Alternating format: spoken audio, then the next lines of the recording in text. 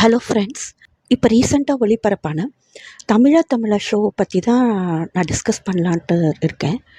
அதாவது mood swings ஆகும் மனைவிகள்ன்ட்டு. உண்மையாகவே ஷோ பார்த்தோன்னே தான் ரொம்ப அதிர்ச்சியாக இருந்தது. மென்ஸ் லைஃப் எவ்வளோ கொடுமையாக இருக்குது இந்த காலகட்டத்திலன்ட்டு. நான் ஜஸ்ட் ஒரே ஒரு விஷயம் தான் ஷேர் பண்ண விரும்புகிறேன். ஒரு கேர்ள் பேசியிருப்பாங்க, இந்த மாதிரி நான் 10 இயர்ஸாக அவருடைய சோஷியல் மீடியா அக்கௌண்ட்டை நான் தான் ஹேண்டில் பண்ணுறேன், யாராவது ஒரு பர்த்டே விஷ் பண்ணால் கூட நான் தான் டெக்ஸ்ட் பண்ணுவேன் அப்படின்ட்டு.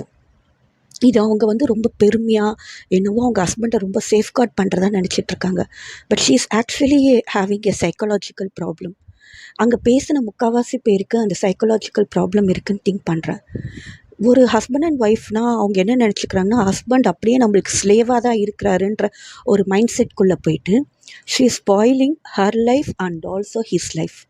இது எத்தனை பேர் அக்செப்ட் பண்ணுறீங்க? அதே மாதிரி இந்த பிரச்சனை அவங்க ஹஸ்பண்டோட மட்டும் போகாது. என்னுடைய கருத்து என்னென்னா, இன்றைக்கி ஹஸ்பண்டை செக் பண்ணுறவங்க நாளைக்கு அவங்களுக்கே ஒரு சன் இருந்தால் சன்னோட ஆக்டிவிட்டீஸையும் செக் பண்ண ஆரம்பிப்பாங்க. சன் என்ன பண்ணுறான், எங்கே போகிறான், எப்படி இருக்கான்ட்டு.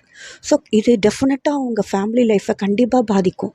அது அடுத்த கட்டத்துக்கு போய் அவங்க சன்னுக்கு ஒரு மேரேஜ் ஆகி ஒரு வீட்டுக்கு மருமக வந்தால் கூட அவங்களையும் வேவு பார்க்கணுன்ற நினப்பு தான் இந்த லேடிக்கு வரும். ஸோ இது ஹேபிச்சுவலாக ஆகிடும் அவங்களுக்கு.